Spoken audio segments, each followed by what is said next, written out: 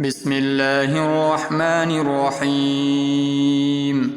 ولقد خلقنا الإنسان ونعلم ما توسوس به نفسه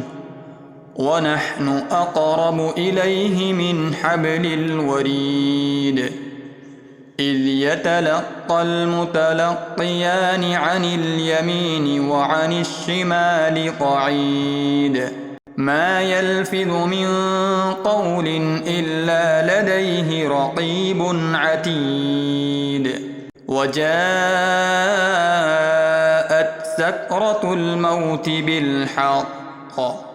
ذلك ما كنت منه تحيد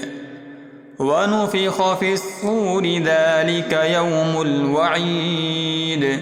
وجاءت كل نفس معها سائق وشهيد لقد كنت في غفلة من هذا فكشفنا عنك غطاءك فبصرك اليوم حديد وقال قرينه هذا ما لدي عتيد ألقيا في جهنم كل كفار عنيد مناع للخير معتد مريب